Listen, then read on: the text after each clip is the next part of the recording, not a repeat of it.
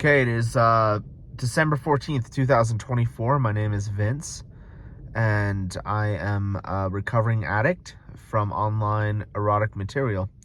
If you're new, thank you for watching. If you have been watching, I'm grateful for your support, your watches, even if you just watched for a minute.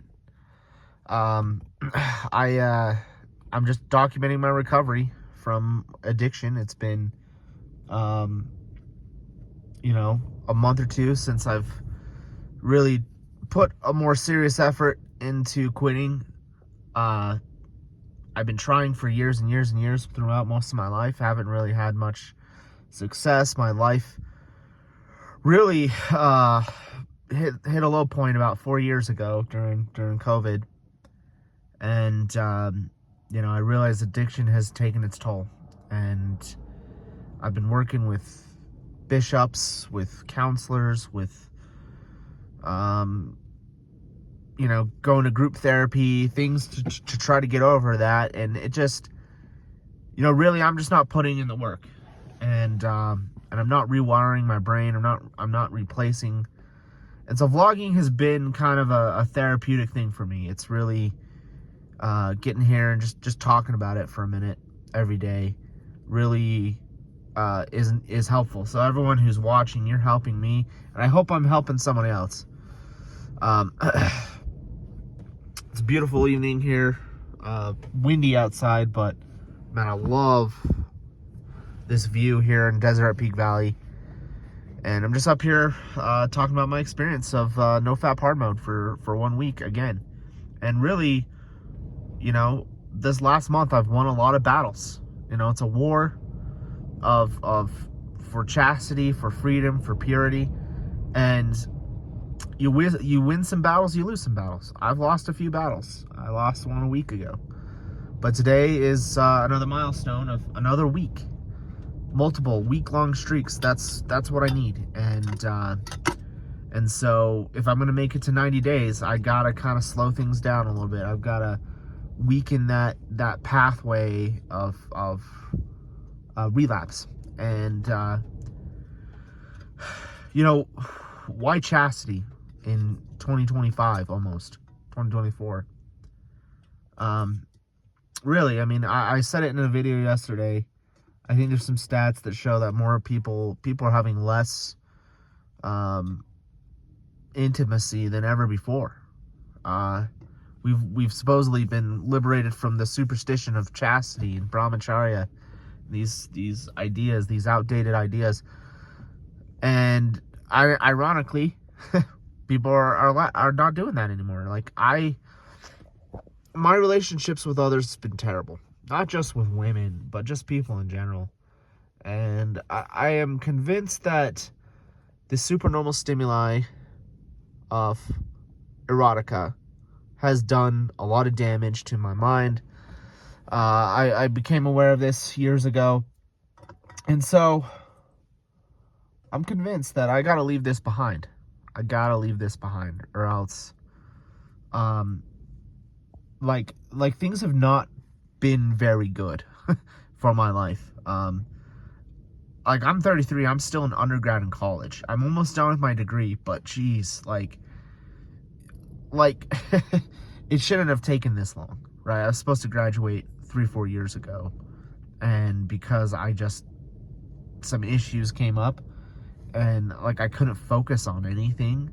A lot of stuff, I listened to Dr. Trish Lee, and she talks about, your prefrontal cortex gets kind of shut down by the supernormal stimuli. It kind of,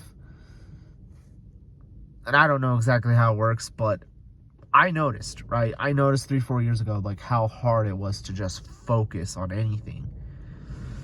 And, just resisting, even if you don't, succeed every day, I feel like cutting back and cutting out of your life will help.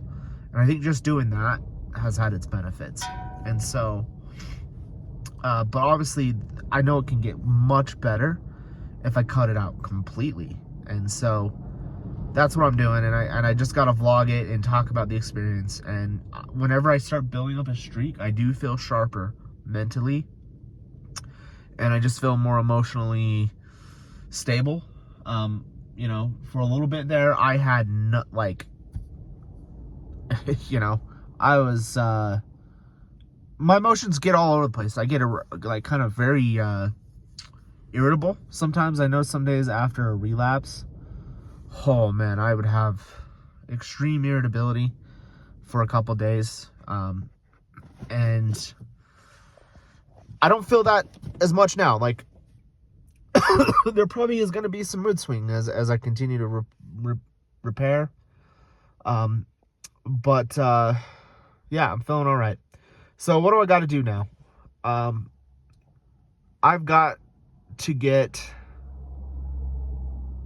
really focused this week, because I always relapse around when I get going, or when I get close to 2 weeks, I tend to relapse.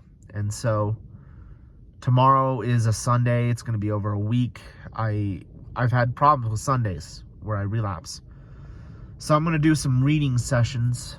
Maybe I'll do a reading session on here. Maybe I'll read a chapter from the Book of Mormon or the Bible or something, or but like maybe I'll read one of my favorite chapters or something. I don't know.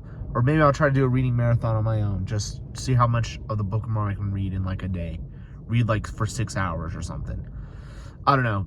But I need something to do. I need like a task, a challenge. And like, let's see if I can read the entire Book of Alma in a day, right? Or something like that. Mosiah and Alma in like a day.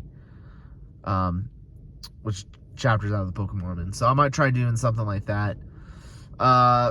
Or maybe I need to practice some meditation, maybe do some fasting. I've been talking about fasting, doing some juice fasting to help me.